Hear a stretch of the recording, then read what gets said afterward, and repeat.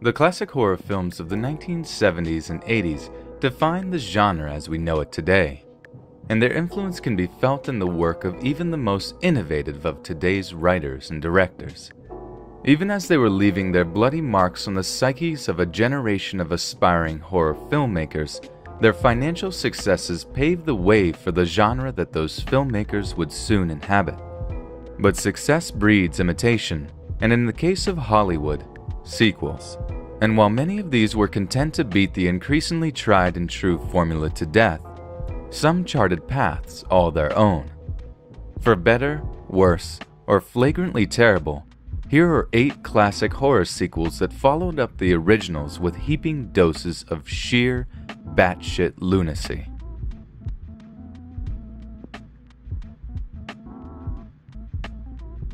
Number 8. Texas Chainsaw Massacre: The Next Generation. Director Tobe Hooper's 1974 classic The Texas Chainsaw Massacre deserves its reputation as one of the scariest films ever made. Made on a budget of only $140,000, the film uses its grainy, low-budget aesthetic to considerable advantage, giving it an almost documentary feel. The better to draw shocked theatergoers in as its unfamiliar amateur cast are terrorized by the hulking Leatherface and his terrifying family. Most viewers, especially those who saw the film during its run in theaters, remember it being much more gory and violent than it actually is. But especially by today's standards, there is virtually no explicit gore. The film is simply terrifying due to its unhinged script and a level of acting and cinematography uncommon in the genre at the time. 2 sequels followed, each upping the gore ante by a considerable margin. 1986's Texas Chainsaw Massacre 2 and 1990's Leatherface, which was initially given an X rating before cuts were made. Then, in 1994, the co-writer of the original film, Kim Henkel, returned to put the final nail in the coffin of the series. Henkel wrote, directed, and co-produced Return of the Texas Chainsaw Massacre, a nonsensical title for an astonishingly misguided film. While the previous 2 sequels had featured elements of black comedy, Return mostly did away with the scares altogether in favor of gory slapstick, essentially rehashing the plot of the original film with a more comedic tone that doesn't do the material any favors whatsoever. After its film festival debut, Columbia Pictures was enticed enough by the magnetism of the film's 2 relatively unknown young stars, Renee Zellweger and Matthew McConaughey, to pick it up for distribution, but insisted on extensively re-editing the film and changing its title to Texas Chainsaw Massacre: The Next Generation, which, if memory serves, bears a slight resemblance to the title of a popular sci-fi TV series of the time. The film did not actually see a theatrical release until 1997, and in only 20 cities, despite the fact that its leads had become superstars in the meantime. It's easy to see why Columbia would be embarrassed. Despite giving it their all, Zellweger and McConaughey could not save this car crash of a film, which was savaged mercilessly by critics and made back less than a third of its $600,000 budget. Number 7. Army of Darkness. 1987's Evil Dead 2: Dead by Dawn is the rare sequel that is not only better than the original, but an undisputed classic in its own right. Basically a bigger budgeted, studio-backed remake of the original film, Evil Dead 2 saw director Sam Raimi firmly establish his knack for juggling conflicting tones, as well as his unpredictable and often brilliantly innovative visual style. The film also gave us a fully realized version of its iconic main character, Ash Williams, the hapless everyman schmuck who is suddenly thrust into a nightmare of undead demons and brutal carnage, and who adapts to this nightmare surprisingly well. The film ends with Ash, along with his Oldsmobile and shotgun, sucked through an interdimensional vortex into a medieval world plagued by the undead, leaving his fate uncertain. And while it's difficult to imagine any film topping the bizarre spectacle of Evil Dead 2, This ending hinted at a sequel that was enthusiastically willing to try, 1992's gloriously insane Army of Darkness.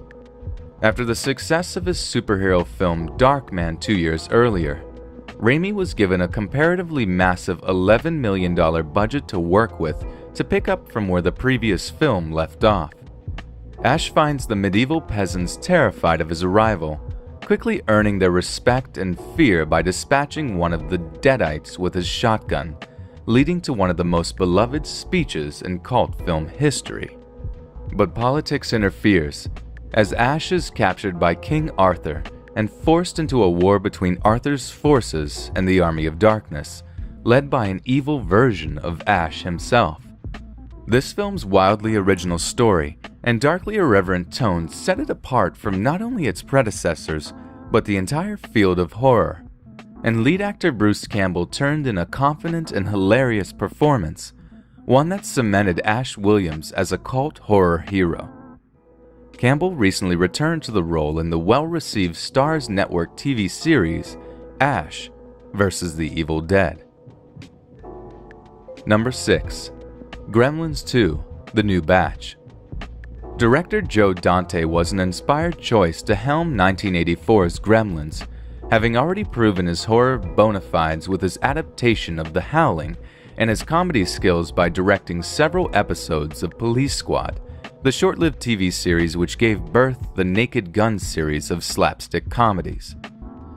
Gremlins was perhaps the perfect genre mashup. After being bought by producer Steven Spielberg, the script was revised several times from its first draft, which was much darker and scarier than the final version.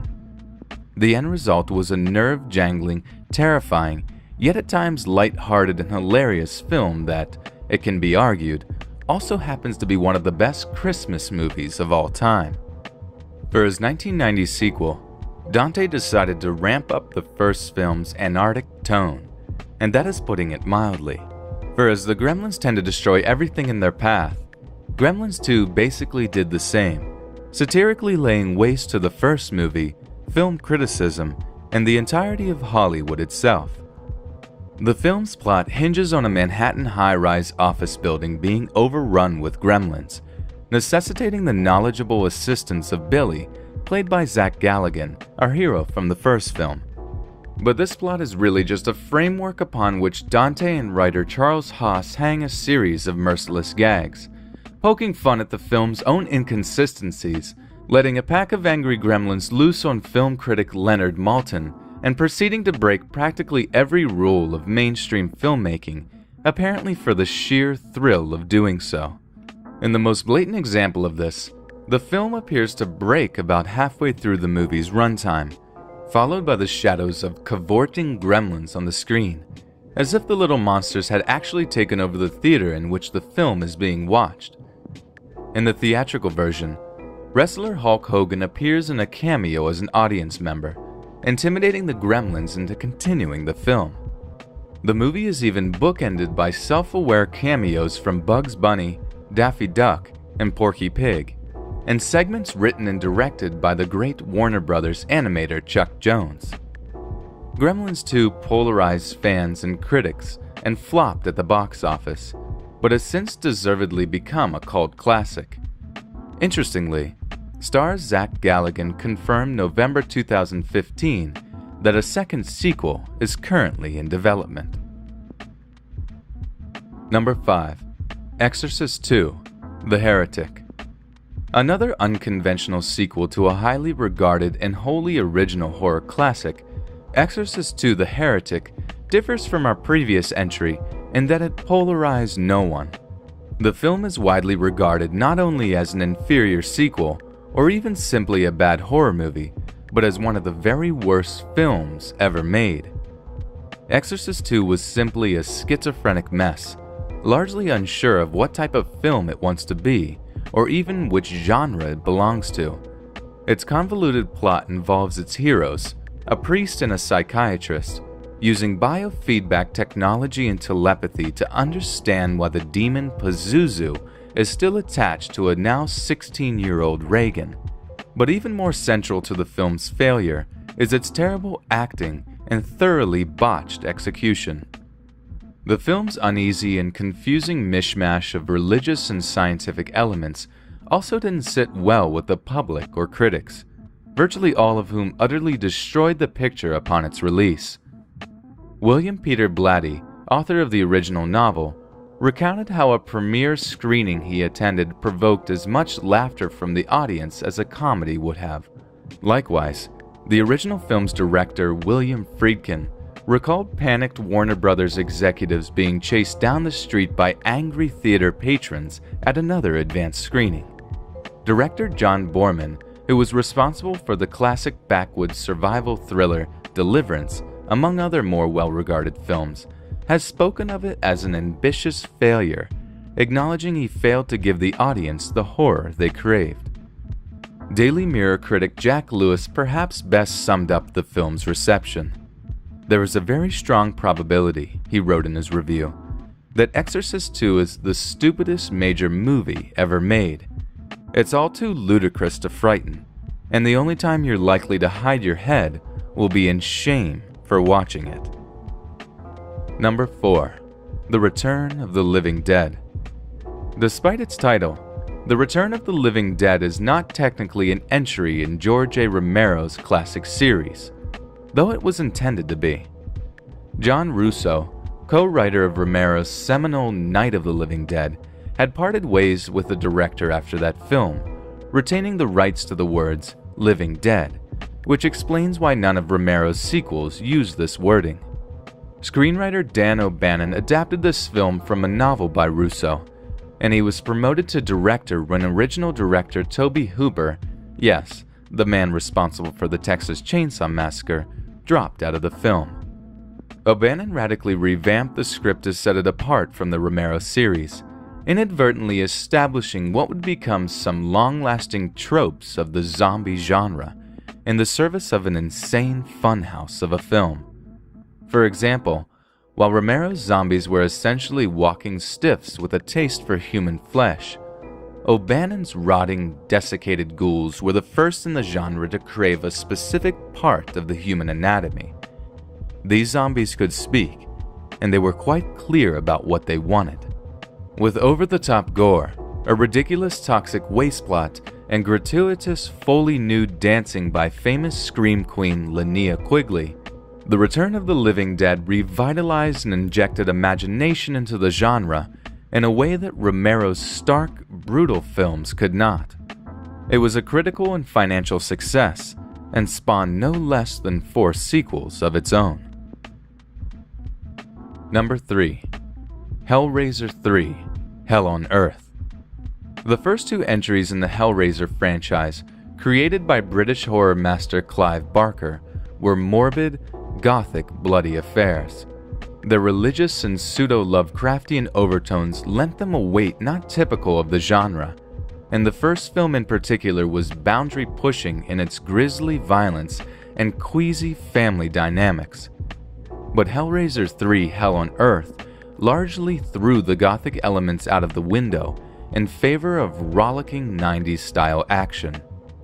Throughout its effective and creepy first and second acts, the villain Pinhead, trapped inside a massive grotesque art piece, attempts to re-establish his physical presence on Earth by manipulating a narcissistic club owner into providing blood sacrifices, while our heroine, Joey, an intrepid, down-on-her-luck television reporter, tries to get to the bottom of strange deaths at the club. But the film really shines in its third act, when Pinhead and his Cenobites finally arrive in the flesh, and all hell literally breaks loose. Entire city blocks become malevolent as Joey flees the wrath of the Cenobites. Random explosions, flying manhole covers, and snake-like down power lines all conspire to block her path as Pinhead and his minions close in, laying waste to random passerbys and spouting the type of one-liners seldom seen outside of Schwarzenegger movies. Joey understandably flees to a church, but it provides no sanctuary.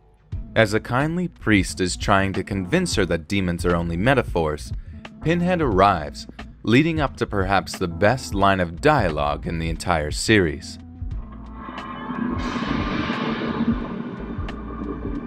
Then what the fuck is that? While it was only a middling financial success and was mostly drubbed by critics, its creative story and giddy eagerness to please have made Hellraiser 3 a favorite among the fans of the franchise. Unfortunately, it would only go downhill from there. Number 2. Halloween 3: The Season of the Witch. John Carpenter's seminal 1978 film Halloween is widely considered by fans and critics alike to be one of the greatest and scariest horror films of all time. It established or perfected too many tropes and conventions of the horror genre to discuss here, was the most financially successful independent film ever, and is singly responsible for the rise of the slasher genre in the late 70s and early 80s, paving the way for franchises like Friday the 13th and A Nightmare on Elm Street. Its 1981 sequel, Halloween 2, famously picked up right where the end of the first film left off, with unstoppable killing machine Michael Myers pursuing our heroine to the hospital and making short work of the staff. Though that film ended with his apparent death, audiences were nonetheless confused when Halloween 3: Season of the Witch was released in 1982, featuring a completely new standalone story with no relation to the events of the first two films. This story involves the sinister Silver Shamrock Corporation, makers of the most popular Halloween mask of the season. When an employee of the company dies mysteriously, the man's doctor and daughter team up to investigate.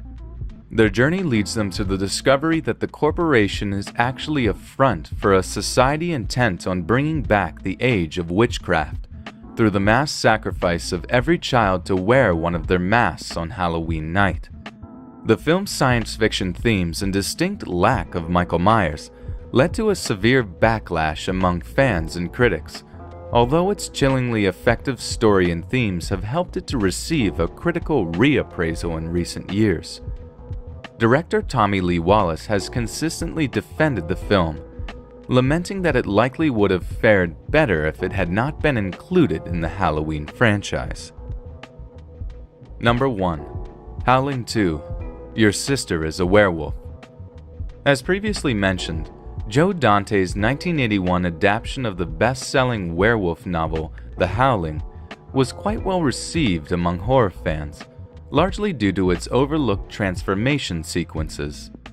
It arrived the same year as An American Werewolf in London, in which master effects artist Rick Baker set a standard for on-screen werewolf transformations that remains to this day.